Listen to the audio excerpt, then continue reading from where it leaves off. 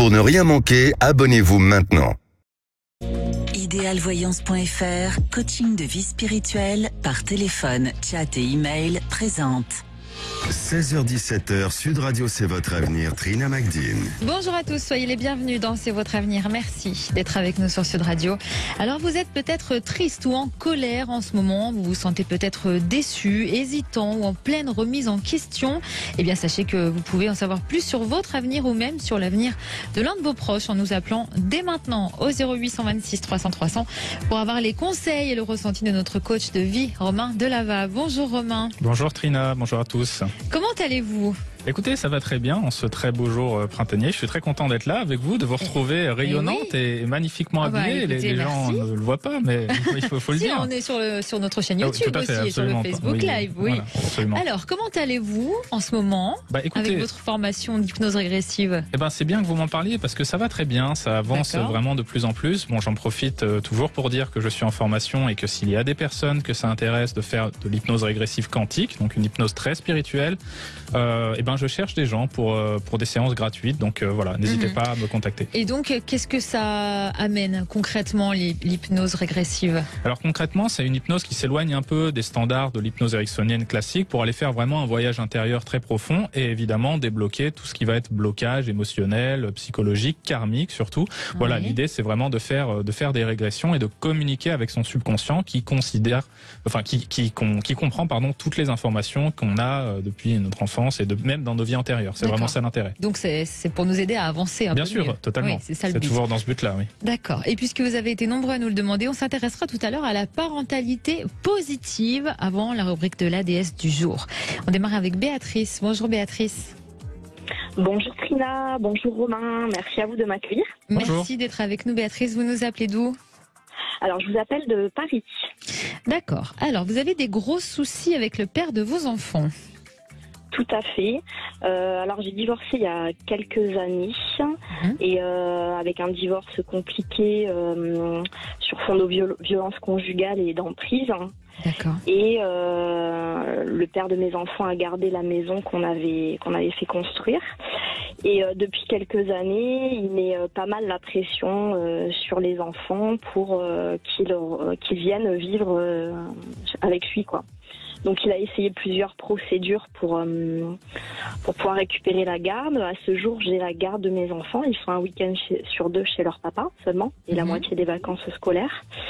Voilà, et j'aurais voulu savoir, en fait, prochainement, à nouveau, il redemande une garde, d'obtenir la garde. Il met la pression sur les enfants pour, dans quelques années, lorsqu'ils auront probablement l'âge, vous savez, le début de l'adolescence, pour avoir l'âge de se prononcer et de choisir. Il leur met pas mal la pression pour revenir vivre chez lui.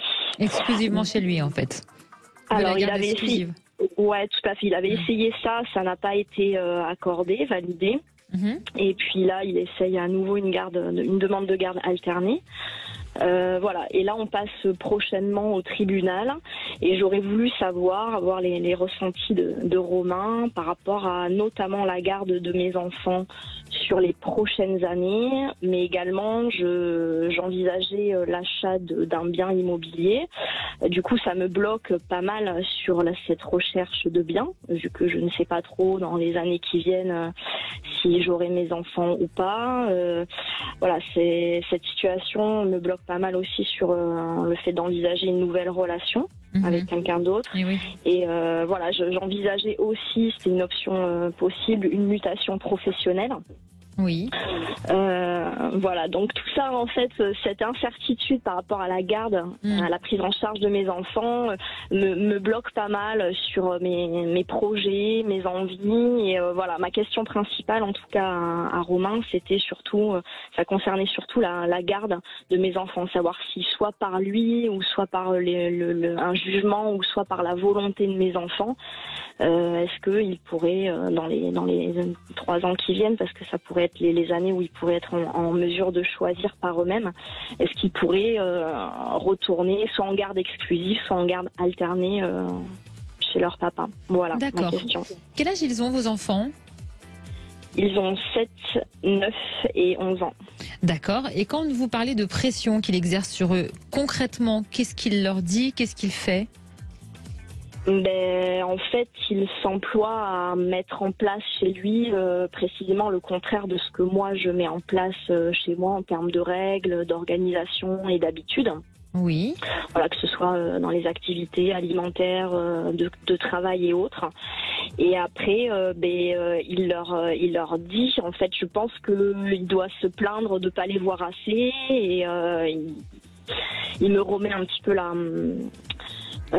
faute en disant voilà que c'est à cause de maman qu'ils ne voient pas leur papa, enfin voilà, des choses comme ça certainement, parce qu'il n'y a pas, de mon côté ça se passe bien et il n'y a pas de demande ou de plainte de leur part sur le fait de voir leur papa, même si par ailleurs ils sont contents de le voir quand ils le voient et ça se passe plutôt bien.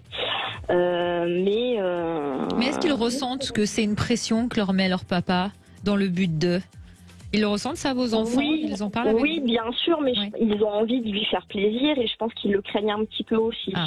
Les deux, enfin, je pense qu'il y a un petit peu les deux, mais après c'est que mon interprétation, je pourrais me tromper quoi. Oui. Mais et comme voilà, chez papa il y a beaucoup moins de règles que chez maman, de contraintes, forcément pour un petit enfant c'est beaucoup plus intéressant d'être sur cette dynamique-là qu'une dynamique voilà ou un petit peu plus contraignante chez maman. Voilà. Et est-ce que vous leur avez demandé, dans l'éventualité où ils vivraient exclusivement chez leur papa, ce qu'ils en penseraient? Vous en avez parlé avec eux? Oui, j'en avais parlé il y a quelques mois lorsque c'était à l'ordre du jour. Eux, ils avaient dit non, mais je pense que vous savez, c'est un petit peu comme... chez papa, ils ont un discours parce qu'ils ont envie de faire plaisir à papa, et chez maman, ils ont un discours auprès de maman. Je pense, vous voyez, je pense qu'eux, ils voudraient faire plaisir aux deux, donc ils essayent de bien faire, enfin de faire leur maximum de chaque côté, quoi. Donc je sais, voyez, mais enfin quand j'en avais parlé il y a quelques mois, ils m'avaient dit non, mais par moment ils mettent un peu la pression en disant que voilà, on dit là dernièrement que quand le dernier enfant sera un peu plus grand, dans quelques années, ils partiraient tous chez leur papa, mais j'ose espérer que c'est plutôt quelque chose qui a été dit de la part du papa plutôt qu'une envie, volonté. Il me semble. Après, voilà, c'est pour ça un petit peu que je vous contacte en fait. Alors Romain, quel est votre ressenti sur l'avenir de tout ça?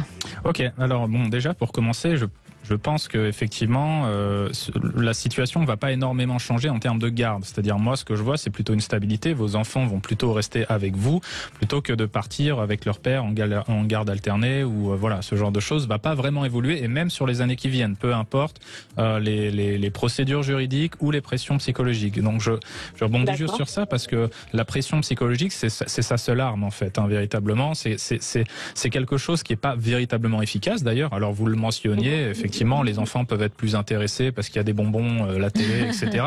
Mais voilà, c'est pas ça qui construit un chemin de vie, ça. Donc c'est très accessoire en fait. Donc moi je m'inquiète pas vraiment pour la tendance globale sur les années qui viennent. Je pense que vous allez pouvoir commencer, peut-être à partir d'aujourd'hui, avec ce que je suis en train de vous dire, à vous projeter dans l'avenir de manière un peu plus sécurisante, notamment grâce à l'achat de ce bien immobilier. Donc on est sur une bonne tendance pour vous. Je pense que vous pouvez vraiment vous projeter dans l'avenir sans avoir peur que vos enfants changent de parcours. Non, globalement, le parcours de vos enfants et le vôtre sont très liés sur les années qui viennent, hein, pas juste sur 2023, sur les années qui viennent.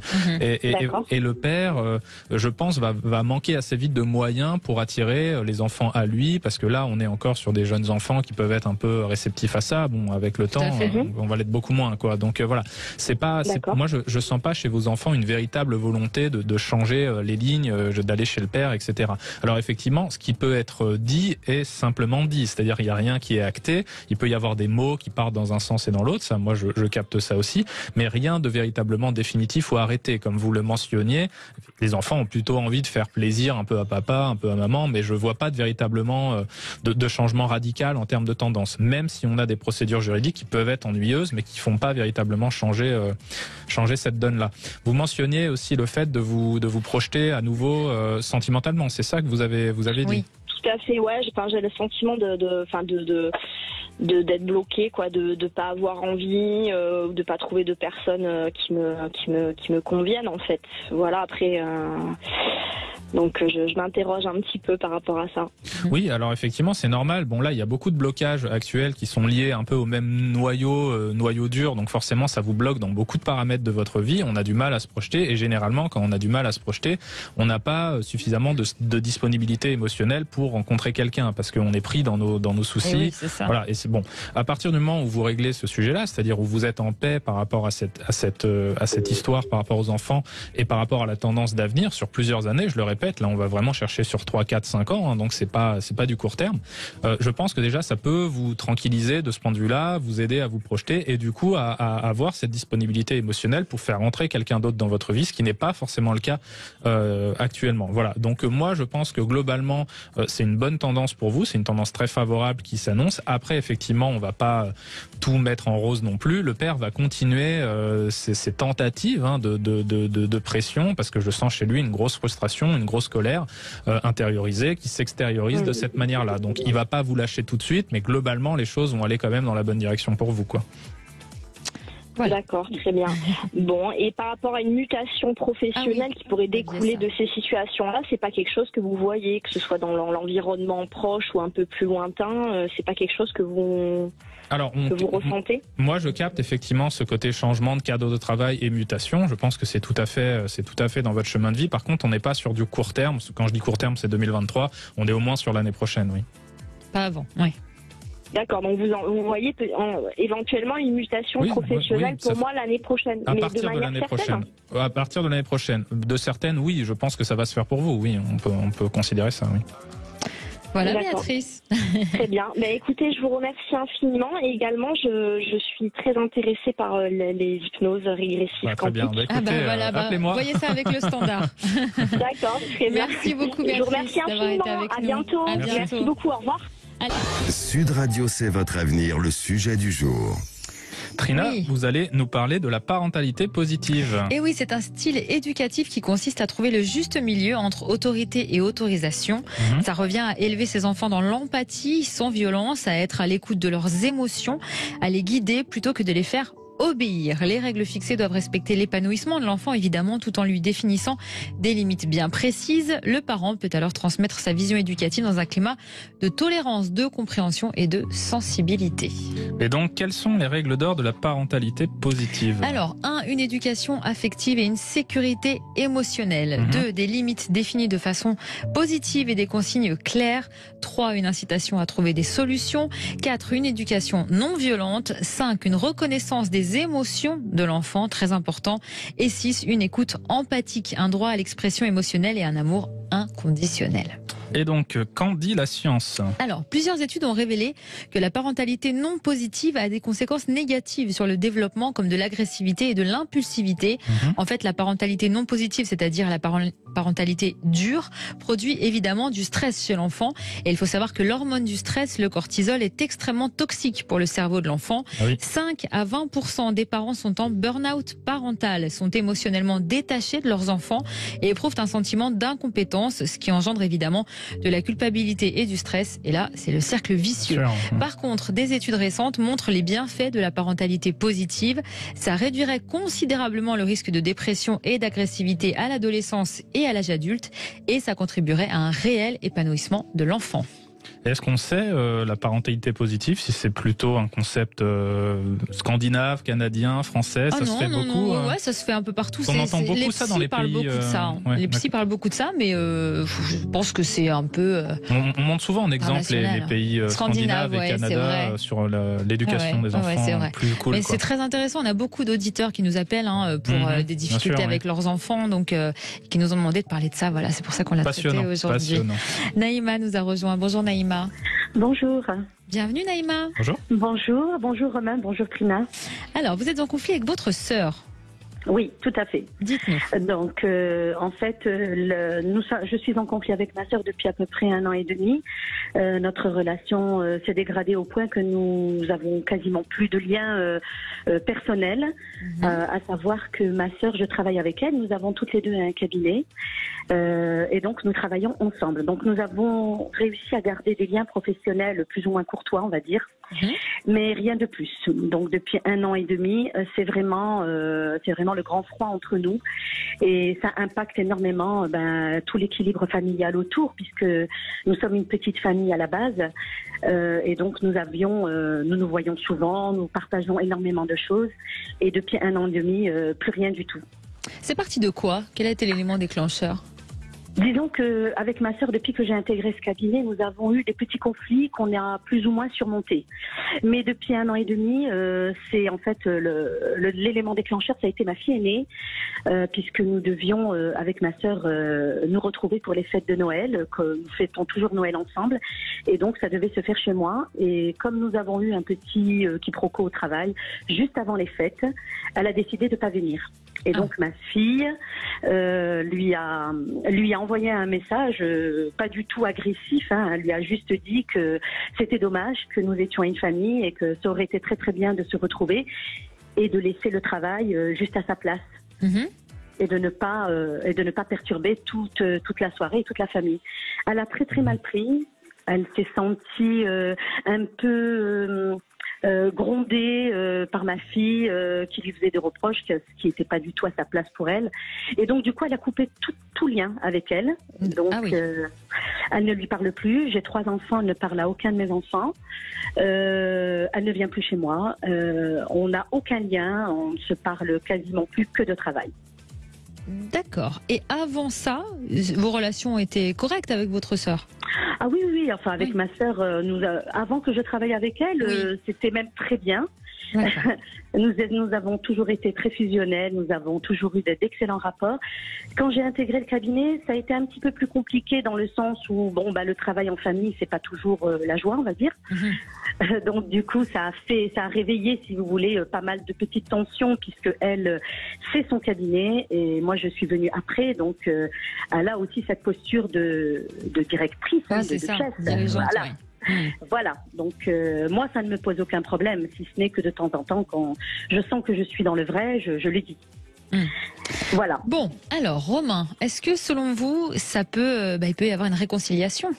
Oui, bien sûr. Alors, on va commencer par ça. Effectivement, c'est plutôt les bonnes nouvelles que j'ai à annoncer. C'est-à-dire que moi, je vois effectivement une réconciliation, une reconstruction, même sur le plan familial. Donc déjà avec la sœur, par ricochet avec la mère, et puis un rééquilibrage sur le plan familial global. Vous disiez que c'était, du coup, ça avait des répercussions sur la famille, ce qui est tout à fait compréhensible. Donc on est sur une tendance qui est positive de ce point de vue-là, d'un point de vue communication, d'un point de vue relationnel, d'un point de vue créer des liens, et de revenir à quelque chose qui pouvait être antérieur à ces conflits, à cette histoire de Noël, etc. Donc on revient un petit peu sur ce schéma-là, mais en plus on a appris de nos erreurs. Donc ça c'est global de chaque côté. Donc globalement ça c'est vraiment intéressant. Alors c'est sur une temporalité, parce qu'il faut en parler, assez large. C'est-à-dire qu'on n'est pas sur les mois qui viennent. Je pense qu'on est au moins sur 7-9 mois, vraiment une temporalité un petit peu plus large. Ça nous ramène au minimum sur la fin de l'année, voire sur le début d'année prochaine. Donc c'est pas non plus dans 5 ans, mais c'est quelque chose qui va prendre du temps. Moi je sens beaucoup du côté de votre sœur de résistance à l'instant T en tout cas, c'est-à-dire elle se remet pas en question, elle est un peu têtue, on va dire, pardon, mais voilà, c'est un petit peu ça l'idée, et donc forcément ça n'aide pas à la communication plus favorable. Donc les choses vont se débloquer, ça peut être un événement par exemple, ça peut être quelque chose qui est un peu extérieur aussi, qui va aider à ça et qui va aider à reprendre un petit peu ce contact-là. Voilà les circonstances un petit peu de cette remise en positivité du noyau familial. Alors effectivement, on n'est pas sur du court terme, parce que je pense que de votre côté aussi, alors c'est pas du tout un reproche, mais je pense qu'il faut peut-être apprendre de ce qui a pu se passer. Peut-être elle a mal pris certaines choses, ou peut-être elle a mal interprété certaines choses. Oui, le message de la fille de Naïma, en visiblement, c'est mal passé, ça. Donc voilà. Mais ça, c'est juste une goutte d'eau. C'est-à-dire que moi, ce que je vois, c'est une accumulation de petites choses. Alors peut-être que pendant un temps, elle a rien dit, ou elle l'a pas dit clairement, et voilà, au bout d'un moment, ça ressort comme ça, on coupe la communication, quoi. Pardonnez-moi, je vous coupe, Romain, mais Naïma, est-ce qu'il y a eu des événements antérieurs qui auraient pu déjà peut-être même l'agacer, mais même sans que vous cherchiez à l'agacer, hein, bien sûr? Ah ben oui, certainement. Hein. Moi, de toute façon, elle ne s'entend pas du tout, si vous voulez, avec mon mari, et elle me reproche aussi de ne pas, si vous voulez, de ne pas prendre de décisions franches. Nous avons passé des crises avec mon mari qui ont été quand même assez importantes, et donc elle n'a jamais compris mon positionnement. Ouais. Et oui, donc c'est bien ce que vous dites, Romain. Il y avait une accumulation. Voilà, c'est plutôt ça, plutôt qu'un gros truc qui tombe d'un coup. C'est voilà une accumulation de petites choses qui font un peu défaillir un peu la relation. Quoi. Donc début d'année prochaine, vous sentez une réconciliation et du coup par conséquent aussi en même temps avec les enfants de Naïma aussi. Oui, globalement ça va faire un peu un effet domino, c'est-à-dire qu'il y a la sœur, il y a la mère, effectivement qui est plutôt de son côté, et puis il y a une évolution favorable par répercussion, par ricochet sur l'ensemble de la famille. Donc c'est pas vraiment un problème fondamental au sens où c'est pas ancré depuis des siècles. Oui, voilà, c'est quelque chose de très conjoncturel. Quoi. Bah écoutez, donnez-nous des nouvelles de la suite, Naïma.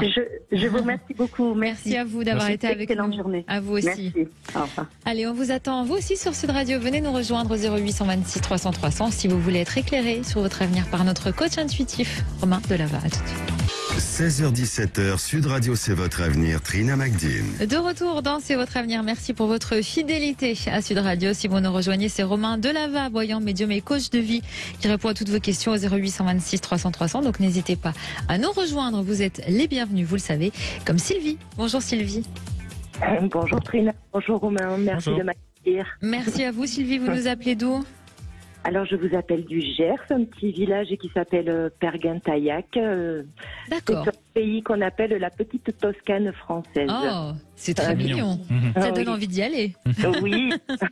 Alors, vous avez des difficultés avec votre ex-belle-fille, c'est ça ? Oui, c'est ça. Racontez-nous. Je suis face à un dilemme et je suis très affectée par la situation de la relation avec mes petits-enfants.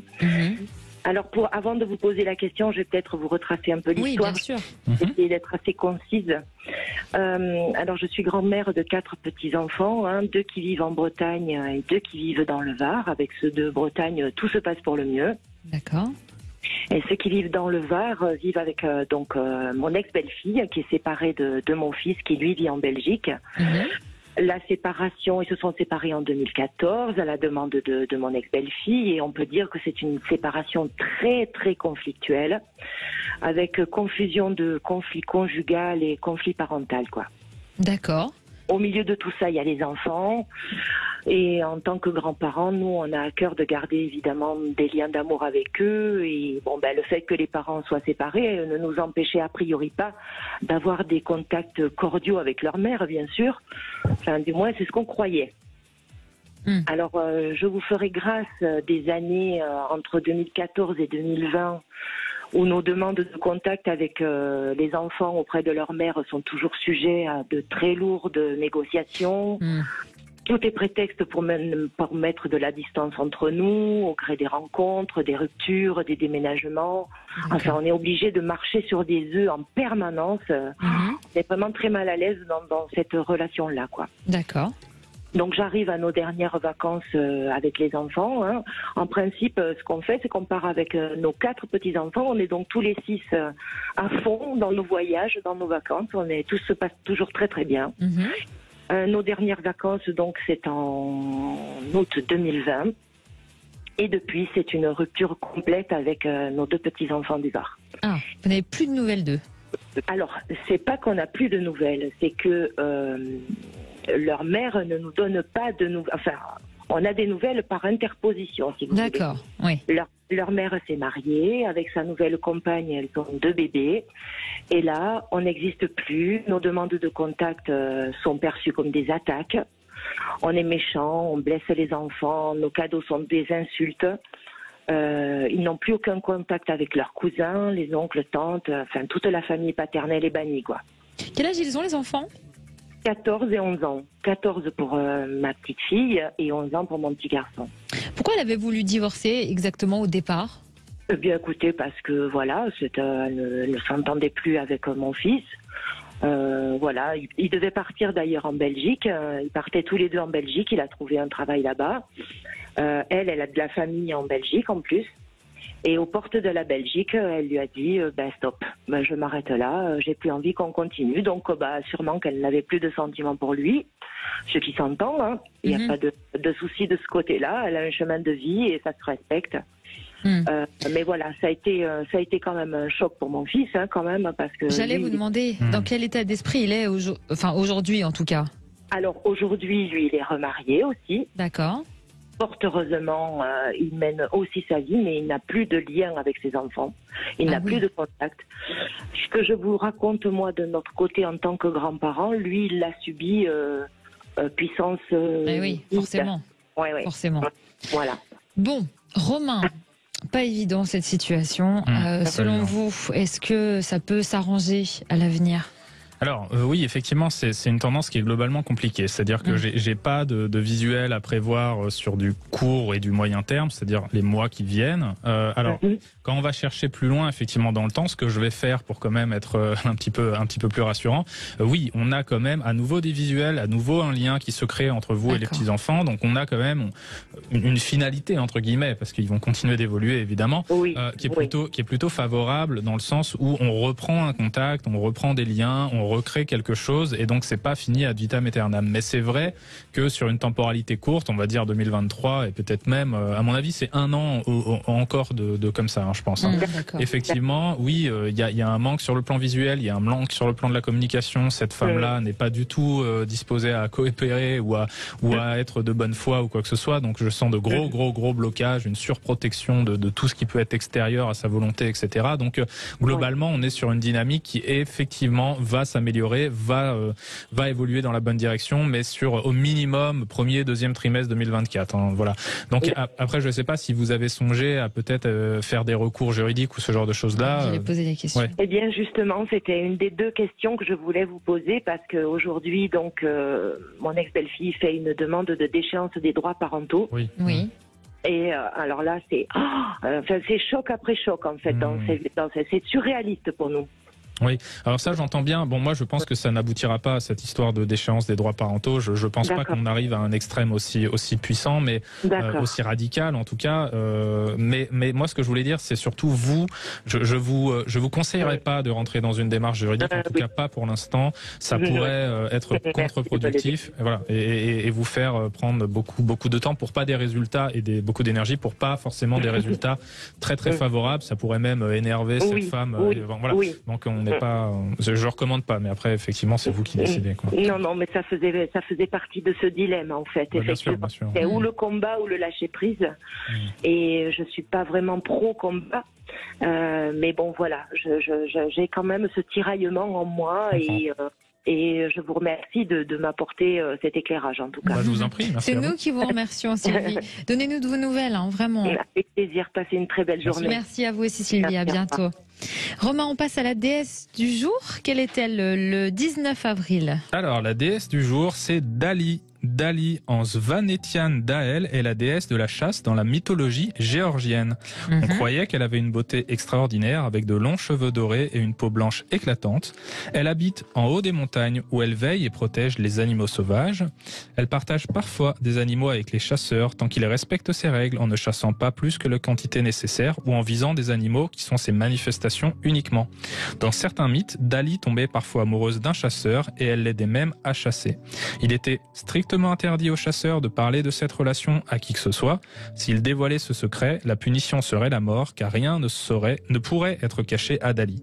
Si elle donnait naissance à un bébé d'un chasseur, cet enfant serait considéré comme le meilleur et le plus fort chasseur à venir. Ochokochi, pardon pour la prononciation, le protecteur des animaux sauvages, toujours dans la mythologie géorgienne, est tellement amoureux d'elle qu'il essaie toujours de se lier à elle, mais les chasseurs mortels qui visitent ses forêts contrecarrent souvent ses tentatives pour l'attraper. Elle est la mère du héros Amiran, elle est parfois également surnommée Chakimapa, la reine de la forêt. Eh ben, dis donc, décidément pas facile à prononcer tout ça. C'est compliqué, hein, la mythologie géorgienne. On accueille Marie. Bonjour Marie. Bonjour. Je suis ravie de vous entendre. Bonjour Trina, bonjour Romain. Bonjour. On est ravis également avec cette belle voix solaire. Oh, que c'est gentil. Vous avez 2 questions, Marie. Oui, exact. Une que j'avais posée à Alexandre, donc il connaissait, mais je vais vous le résumer quand même en bref. Et il y a un monsieur qui habite qui se trouve à 3 fuseaux horaires de moi.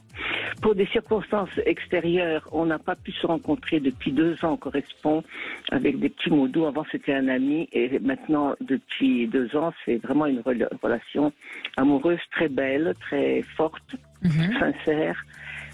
Et lui, il souhaite de tout cœur venir. Moi, je souhaite aussi, mais seulement je ne peux pas aller là-bas où il est. Donc, ça fait des mois que ça traîne, et je me demande si un jour on arrivera à se rencontrer. Bien qu'il soit très optimiste, il dit de toute façon, bon, je reçois de gros bouquets de fleurs, des cœurs et tout ce qu'on peut imaginer, mais ce n'est pas du tout concret, de façon réelle. Vous voyez, l'amour à distance pendant 2 ans, ça fait un peu long. Mais quels sont les événements exacts qui ont empêché jusqu'à maintenant? Bon, d'abord, il y avait le Covid. Oui. Il devait venir juste avant le Covid, et c'est un pays qui a été déclaré en zone rouge. Et puis maintenant, avec les événements en Ukraine, ça entraîne parce qu'il travaille dans un domaine sensible. D'accord. Et c'est un homme qui a une grosse responsabilité. Et il ne peut pas. Il dit s'il part, et ça sera définitif. Il ne pourra plus revenir parce que ça sera question de. Oui, politique. trop compliqué. D'accord. Oui. Et donc, lui, ce qu'il aimerait, c'est s'installer en France, s'il pouvait. On ne sait pas, que ce soit en France, que ce soit ailleurs, parce que il avait des biens en Bulgarie, et puis on ne sait pas trop comment ça se passe avec ces événements. Tout a été chamboulé. Et on souhaite être ensemble, peu importe où. D'accord. Alors, Romain, on verra la deuxième question par la suite. Oui, est-ce que selon vous, il va pouvoir y avoir un rapprochement et peut-être une vie commune ? Oui, alors effectivement, la tendance est plutôt celle-là, effectivement, quand on cherche un petit peu sur du moyen terme, pas sur du court terme. Je vais préciser la temporalité après pour être plus précis, mais on trouve effectivement ce rapprochement, vos chemins de vie qui se lient. Alors ils sont déjà liés, effectivement, mais comme vous le disiez, c'est pas forcément très concret et ça s'inscrit pas forcément dans un projet de vie commun pour l'instant. Donc là, effectivement, moi je sens qu'il y a encore des obstacles à passer, notamment lui de son côté par rapport à son métier, par rapport à sa perception de l'avenir, est-ce qu'il est prêt à venir, etc. Mais moi, ce que je sens d'un point de vue, on va dire cérébral, c'est que l'idée de changer de vie carrément se fait de plus en plus insistante chez lui, et lui il a vraiment envie de vous retrouver. Je fais un petit aparté là-dessus. Votre relation, c'est vraiment une belle relation, effectivement, sur le plan émotionnel, sur le plan relationnel, mais ça reste une relation à distance, donc avec toutes ces difficultés forcément inhérentes à ça. Donc c'est sûr que parfois vous avez peut-être besoin d'être un peu rassuré par rapport à ça, parce que c'est sûr qu'une relation à distance c'est pas toujours simple. Mais effectivement, sur une temporalité de moyen terme, c'est-à-dire au minimum 1 an, on est sur même 1 an. Ouais. C'est déjà 2 ans, et puis j'ai des problèmes de santé, vous savez, qui commencent. J'aurais préféré vous dire que c'était la semaine prochaine, mais je vous mentirais. Donc j'aurais préféré moi aussi. Voilà, oui, c'est sûr. Mais bon, voilà. Mais bon, s'il y a ça dans la finalité, c'est une bonne chose. Ce qu'il faut regarder, c'est toujours la dynamique et la finalité. C'est pas forcément les problèmes que vous pouvez rencontrer maintenant à l'instant T, qui sont ce qu'ils sont, et effectivement, il faut les débloquer d'une manière ou d'une autre. Mais après, c'est aussi son travail autant que le vôtre. Mais là, c'est principalement de son côté qu'on a des blocages. Mais voilà, ce qu'il faut regarder, c'est la dynamique globale. Est-ce que vous allez dans la même direction? Est-ce que votre relation va pouvoir continuer et s'émanciper dans quelque chose de nouveau, au même endroit, dans une vie commune, dans une perception commune de l'avenir, avec les mêmes valeurs, les mêmes projections d'avenir, etc. Tout ça, c'est oui. Donc, c'est quand même très, très favorable. Après, effectivement, on est sur une temporalité qui est celle-là, au minimum 2024. Moi, je pense que les choses vont quand même avancer peut-être avant, mais on n'est pas sur quelque chose de l'ordre du changement de lieu de vie ou quelque chose comme ça pour l'instant. Tout de suite, oui. Voilà, on est plutôt sur quelque chose qui se prépare, donc vous allez avoir des signaux positifs sur les temps qui viennent, mais voilà, ça peut être un avant, un arrière, voilà, globalement il faut attendre au minimum le premier trimestre 2024 pour voir les choses se mettre en place concrètement. Bon, lui est très positif à l'idée de vous rejoindre, mais effectivement il y a des choses à régler, quoi. Il y a des cadeaux, vous nous disiez Marie, des fleurs, etc. Oui, enfin, disons que c'est électronique, malheureusement. Je peux pas avoir des fleurs, des cœurs. Oui, mais c'est l'intention qui compte. Non, mais c'est l'intention est là, l'attention, il est très bienveillant, c'est un homme qui me porte que du bien. Et avant, je n'étais pas disponible. Maintenant, je me suis retrouvée libre complètement. Donc, il n'a plus les reproches qu'il se faisait lui-même.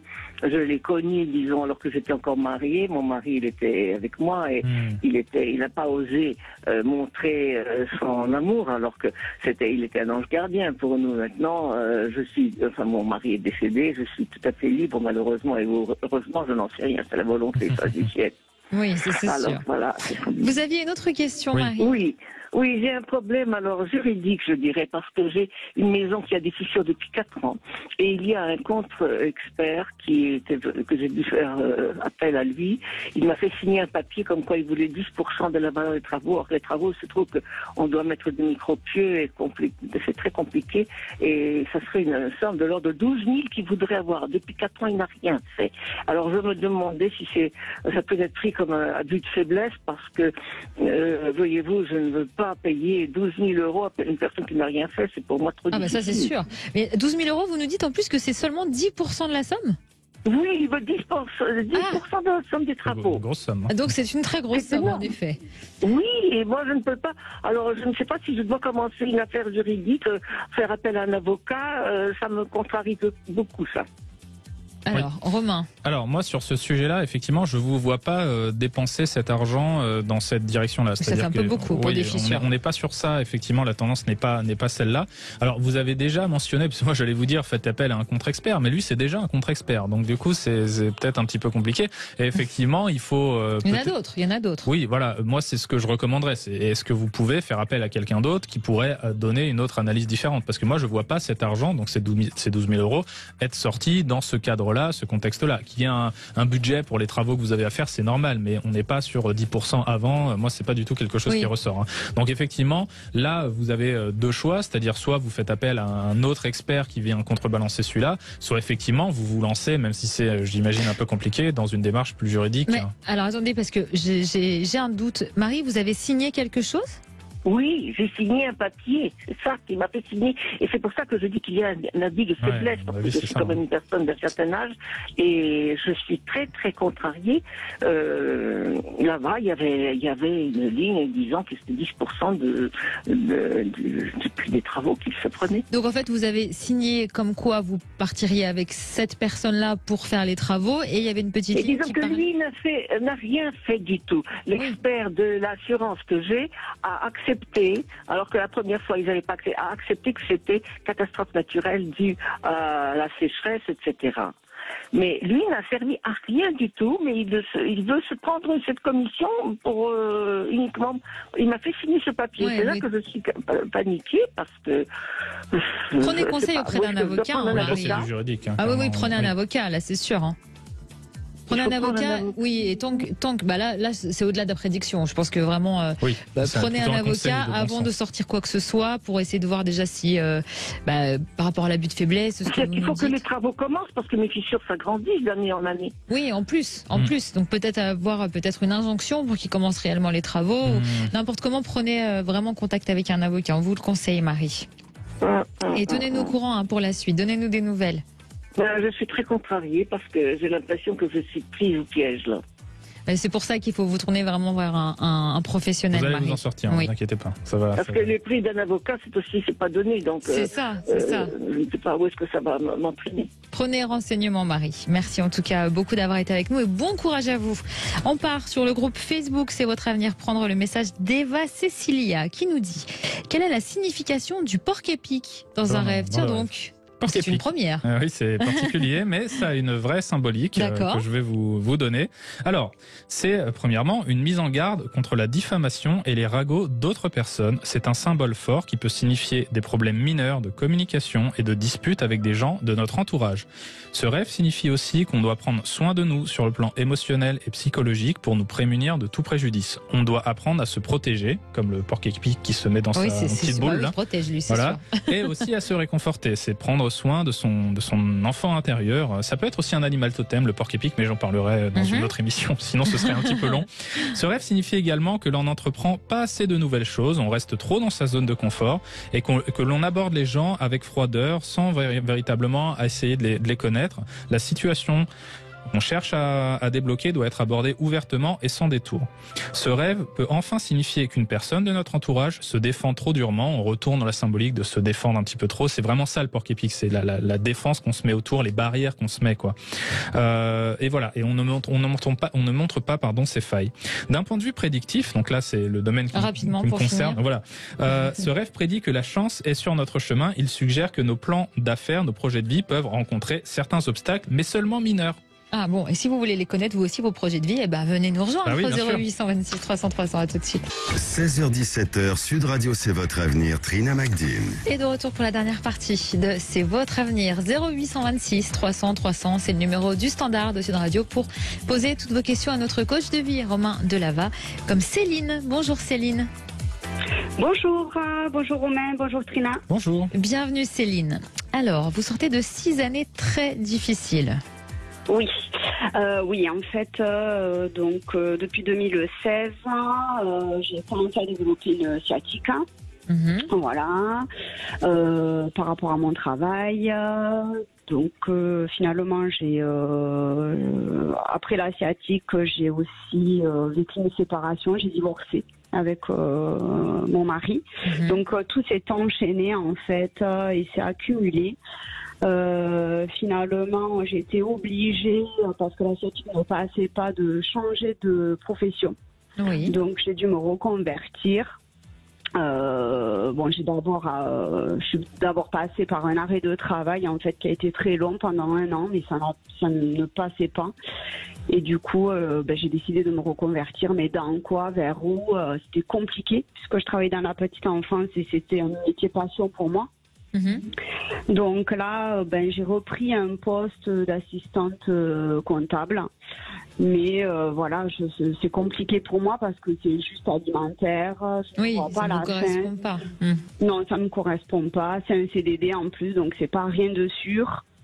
D'accord. Donc voilà, je suis vraiment dans une situation où il y a tout qui s'accumule et en fait, j'ai du mal à voir le bout. J'ai du mal à me dire est-ce que je vais retrouver une sérénité un jour, un boulot qui me plaise vraiment. Voilà. D'accord. Et sentimentalement, vous aviez aussi une question ? Alors sentimentalement, effectivement, donc du coup, j'ai divorcé de mon ex-mari pour quelqu'un d'autre. Avec qui je suis aujourd'hui. Nous habitons ensemble. Effectivement, on habite ensemble depuis bientôt 3 ans. C'est pas évident tous les jours parce que moi j'ai des enfants, lui il en a aussi, mais on les a pas tout le temps. Mais voilà, voir aussi si sur ce chemin-là, ça va s'apaiser, on va être si tout va s'arranger, que je vais être heureuse de tous les côtés, quoi, on va dire. Romain, qu'est-ce que vous percevez ? Alors, déjà sur la partie professionnelle, effectivement, on est sur une tendance qui est, je dirais pas mauvaise, mais effectivement, il faut trouver votre voie, quoi. C'est un petit peu ça le sujet. Et sur l'année 2023, moi, j'ai plutôt une stabilité, c'est-à-dire là vous parliez d'un CDD, je pense qu'on va poursuivre dans quelque chose, mais qui est lié à ce que vous faites déjà. Et comme vous dites que c'est pas quelque chose qui vous plaît, il faudrait peut-être commencer à faire d'autres projets. Je sais pas. Alors je sais que c'est facile à dire quand je dis ça comme ça. Moi, sur votre chemin de vie de professionnel, sur plusieurs années, pour dézoomer un petit peu, on est sur quelque chose de beaucoup plus stable et de beaucoup plus concret pour vous, quelque chose dans lequel vous pouvez vous épanouir, ce qui n'est pas le cas actuellement. Mais donc ça nécessite un changement de parcours. Et moi, ce changement de parcours, je le localise à peu près sur l'année prochaine, mais plutôt fin d'année prochaine. C'est-à-dire qu'on dévie un petit peu de l'axe comptabilité, on dévie un petit peu de ça. C'est pas forcément une reconversion radicale, mais on va changer un petit peu de secteur parce que c'est clairement quelque chose qui vous convient pas. Donc je pense que vous allez trouver votre indépendance professionnellement, mais par contre dans quoi, ça effectivement c'est vraiment à vous de le déterminer. Pour l'instant, il peut pas y avoir un retour dans la petite enfance, un peu comme moi je pense pas qu'on soit sur quelque chose du retour du passé ou je pense qu'on est vraiment sur une dynamique très nouvelle pour madame et sur vraiment 1 an ou 2 ans, c'est-à-dire vraiment une temporalité de moyen terme, on va dire. Ça c'est pour la partie professionnelle.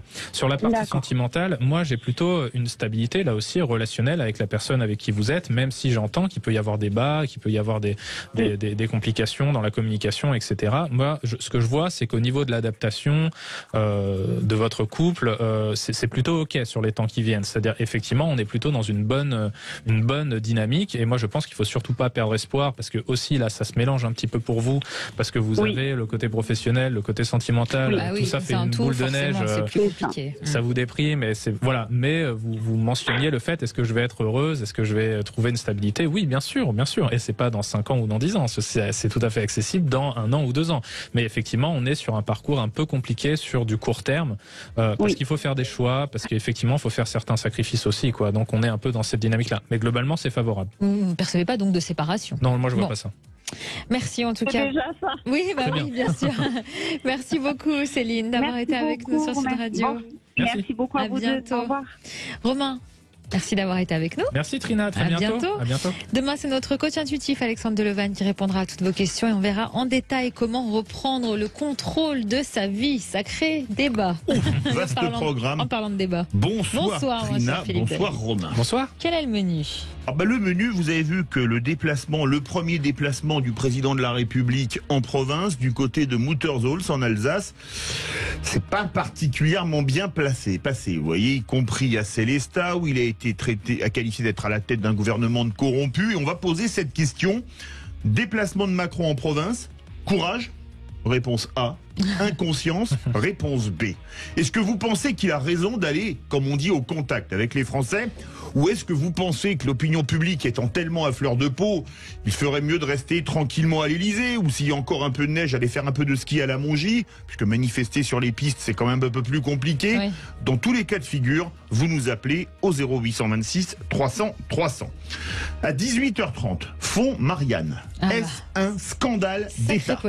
Sacrée polémique, et on n'aura pas n'importe qui avec nous pour en parler. On aura Gérald Dandrieux, directeur adjoint de la rédaction de Marianne, qui a mené l'enquête sur le fonds Marianne, puisque manifestement, j'avais poussé un coup de gueule il y a quelques jours sur les subventions du film de BHL qui a fait 1024 entrées pour toute la France pour un coût exorbitant pour le contribuable, en disant que c'était au copinage, et manifestement, le fonds Marianne, ça a l'air d'être aussi au copinage. Alors vous, est-ce que vous pensez que c'est un scandale d'État, ou vous pensez non, l'État distribue l'argent aux associations comme bon lui semble? Dans tous les cas de figure, toujours un seul numéro de téléphone, le 0826 300 300. Vous voulez le plateau des vraies voix du jour? Avec grand plaisir. Donc je peux vous dire que là, avec Stéphanie Demuru, on va avoir du travail. Philippe Bilger, Elisabeth Lévy et Olivier d'Artigol. Mais au moins ça va débattre. Oui, ça va être un peu coupé en deux entre l'Est et le Sud, les Alsaciens, les sudistes, mais ça va être passionnant. On vous attend dès à présent au 0826 300 300. C'est Zach qui prendra vos appels. À tout de suite.